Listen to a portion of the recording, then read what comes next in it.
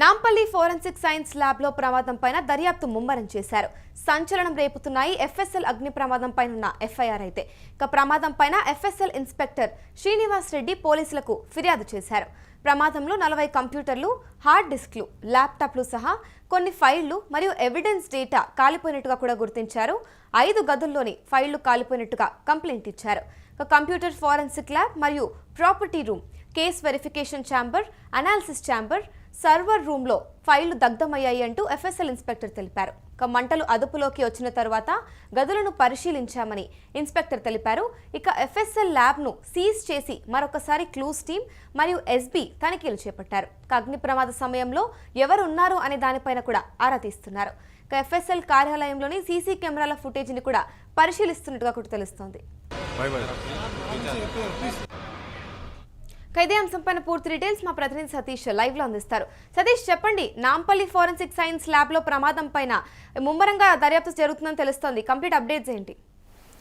Yes, నాంపల్లికి సంబంధించినటువంటి ఏదైతే forensics lab SI ఉన్నాడో ఆయన ముఖ్యంగా ఫిర్యాదు చేశారు. దానిపైన ఎఫ్ఐఆర్ కూడా నమోదు చేశారు. ఆ ఎఫ్ఐఆర్లో భాగంగా నిన్న కూడా పెద్ద ఎత్తున అక్కడికి శిఖా గోయల్, ఇక్కడ హైదరాబాద్కు చెందినటువంటి శిఖా గోయల్ అక్కడ ఇన్వెస్టిగేషన్కి ఎట్లా జరుగుతుంది ఏంటి అనేది కూడా పర్యవేక్షించారు. ముఖ్యంగా ఈ ఘటనకు సంబంధించి మొత్తం కూడా అన్ని కోణాల్లో దర్యాప్తు జరుగుతూ ఉంది. ముఖ్యంగా ప్రాథమిక విచారణలో భాగంగా ఈ షార్ట్ సర్క్యూట్ అనేది అక్కడ ఉన్నటువంటి స్విచ్ బోర్డులో కొన్ని లోపాల వల్లే ఈ షార్ట్ సర్క్యూట్ జరిగింది అని కూడా వెల్లడించారు. ప్రస్తుతం అన్ని కోణాల్లో మొత్తం కూడా ఈ కేసుకు సంబంధించి, ఎందుకంటే పలు కీలక 40 ల్యాప్టాప్లు, హార్డ్ డిస్కులు, మొత్తం కూడా ఆ ఫస్ట్ ఫ్లోర్లో ఉన్నటువంటి మొత్తం 5 గదుల్లో కూడా మొత్తం అన్ని పరికరాలు దగ్ధమైనట్టు తెలుస్తూ ఉంది. దానికి సంబంధించి ముఖ్యంగా కీలక సమాచారాన్ని రాబట్టే ప్రయత్నం చేస్తూ ఉన్నారు. ఎందుకంటే ఆ ల్యాబ్లలో ఇన్వెస్టిగేషన్ ల్యాబ్ ఉంది, అలాగే అక్కడ ఫారెన్సిక్ సంబంధించినటువంటి కొన్ని ఆధారాలు కూడా ఉన్నాయి. సో ముఖ్యంగా ఇన్వెస్టిగేషన్కి సంబంధించినటువంటి ల్యాబ్ కావచ్చు, ఇంటరాగేషన్కి సంబంధించినటువంటి ఏరియా కావచ్చు, ఏదైతే మొత్తం కూడా అన్ని ఆ 5 గదులకు సంబంధించి మొత్తం కూడా సీసీ కెమెరాల బ్యాకప్ చేస్తూ ఉన్నారు. సీసీ కెమెరాలో అసలు ఆ ఘటన ఎలా జరిగింది, ఎందుకు జరిగింది, దగ్ధమైన డేటాకు సంబంధించి ఏదన్నా అంటే బ్యాకప్ ఏమైనా ఉందా సతీష్? డెఫినెట్గా అంటే నిన్న మొత్తం కూడా ఏదైతే ఉదయం 10:40 ఈ ఘటన జరిగింది. దాని తర్వాత పెద్ద ఎత్తున అటు రాజకీయ విమర్శలు కూడా వచ్చినాయి. ఎందుకంటే కేటీఆర్ పెద్ద ఎత్తున దీంట్లో ఓటుకు నోటు కేసుకు సంబంధించిన ఫైల్స్ అన్నీ కూడా దగ్ధమైనాయని చెప్పారు. కానీ నిన్న ఈవినింగ్ రాత్రి 9:30 డీజీపీ నుంచి ఒక లెటర్ వచ్చింది. డీజీపీ ఇవన్నీ అవాస్తవము, ఎందుకంటే అన్నిటికీ కూడా ఏదైతే ఇప్పుడు 40 ల్యాప్టాప్లు కావచ్చు, 5 గదుల్లో ఉన్నటువంటి పరికరాలు అన్నీ కూడా దగ్ధమైనప్పటికీ కూడా మొత్తం అన్నిటికి కూడా బ్యాకప్ ఉంది, మా దగ్గర బ్యాకప్ డేటా ఉంది అంటూ కూడా చెప్పిన పరిస్థితులు ఉన్నాయి. మీరు తప్పుడు కథనాలను కూడా ప్రచురించొద్దు అంటూ కూడా డీజీపీ ఆ లేఖలో పేర్కొన్న పరిస్థితులు కనబడుతున్నాయి. ప్రస్తుతం అయితే ఇన్వెస్టిగేషన్ చాలా ముమ్మరంగా జరుగుతుంది. అసలు ఆ సమయంలో ఈ ఘటన జరిగిన సమయంలో అక్కడ ఎంతమంది సిబ్బంది ఉన్నారు, సో ఎవరెవరు సిబ్బంది ఉన్నారు, సో ఆ ఘటన ఎలా జరిగింది, వీళ్లకు అంటే మానవ తప్పిదాలు ఏమైనా ఉన్నాయా అనే కోణంలో కూడా పూర్తి విచారణ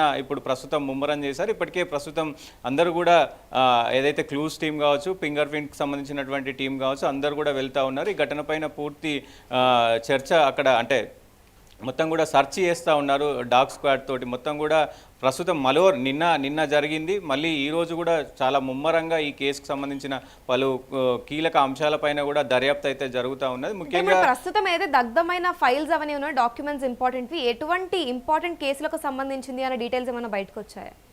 డెఫినెట్ అంటే కేసుల గురించి మాత్రం ఏం ఇన్ఫర్మేషన్ ఇప్పటివరకు రాలేదు. దాంతోపాటుగా ముఖ్యంగా ఇవన్నీ కూడా డాటా బ్యాకప్ ఉన్నాయి. దాంతోపాటు ముఖ్యంగా ఈ ఫైల్స్కి సంబంధించి పలు కీలక కేసులు అయితే ఉన్నట్లు తెలుస్తూ ఉంది. ఎందుకంటే చాలా కీలకమైన కేసులు, మొత్తం దర్యాప్తు లాస్ట్లో ఉన్నటువంటి 95% అయిపోయినటువంటి కేసులు కూడా దానికి సంబంధించిన డాక్యుమెంట్, ఫింగర్ ప్రింట్స్ కావచ్చు, ఆడియో టేపులు కావచ్చు, వీడియో టేపులు కావచ్చు, ఫారెన్సిక్ సంబంధించినటువంటి కొన్ని నమూనాలు కావచ్చు, మొత్తం పేపర్కి సంబంధించినట్టు వర్క్ కావచ్చు, ఇదంతా కూడా దగ్ధమైనట్టు తెలుస్తూ ఉంది. ఇంకా అఫీషియల్గా అయితే మరికొద్ది సేపట్లోనే ప్రెస్ మీట్ పెట్టి వాళ్ళు ఇన్ఫర్మేషన్ ఇచ్చే అవకాశం ఉంది. సో ముఖ్యంగా ఈ ఈ విచారణకు సంబంధించి కూడా పెద్ద ఎత్తున అటు రాజకీయ విమర్శలు కూడా వస్తున్నాయి. ఎందుకంటే ప్రస్తుతం ఇంత అంటే గవర్నమెంట్ ఆఫీస్లోనే ఇది ప్రస్తుతం ఈ ఫారెన్సిక్ అనేది గవర్నమెంట్కి సంబంధించి, మరి గవర్నమెంట్ ఆఫీసులోనే ఇలా ఫైర్ యాక్సిడెంట్ జరుగుతుంటే గవర్నమెంట్ ఏం చేస్తుంది, పోలీసు వ్యవస్థ ఏం చేస్తుంది అనేది కూడా ఒకవైపు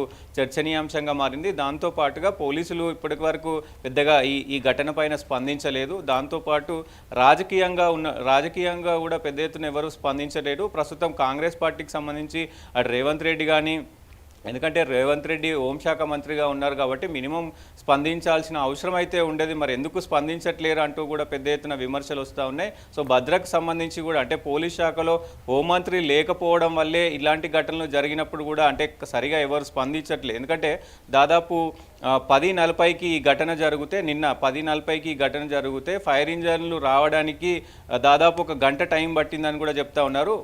1:30-2 గంటలకు మంటలు మొత్తం కూడా అదుపులోకి తెచ్చిన పరిస్థితి ఉంది. అంటే ఫస్ట్ ఫ్లోర్లోనే ఇలాంటి సిచ్యువేషన్ ఉంటే మరి ఇంకా మొన్న జరిగినటువంటి ఏదైతే నాంపల్లిలో బచ్చన్ ఫర్నిచర్లో జరిగినటువంటి ఘటనలో చూడొచ్చు, ఎక్కడ కూడా ఆ చిన్న గల్లీలో పోవడానికి ఇబ్బంది అయిపోయింది. అంటే ఇట్లాంటివి జరుగుతున్నా కానీ ఎందుకు ప్రభుత్వం స్పందిస్తలేదు, ఎందుకు ప్రభుత్వం నోరు మెదపట్లేదంటూ ఇప్పటికే ప్రతిపక్షాలు కూడా పెద్ద ఎత్తున విమర్శిస్తూ ఉన్నాయి. సో ముఖ్యంగా ఇది ఒకవైపు ఈ ఘటన పైన మొత్తం కూడా ఇన్వెస్టిగేషన్ జరుగుతున్న తరుణంలో ఇటు రాజకీయంగా కూడా రాజకీయ నాయకులు పెద్ద ఎత్తున దీనిపైన విమర్శలు చేస్తూ ఉన్నారు. కావాలని సంబంధించి కంప్లీట్ డీటెయిల్స్ కూడా ఇంకా ఎప్పుడు బయటకు వచ్చే అవకాశం ఉంది?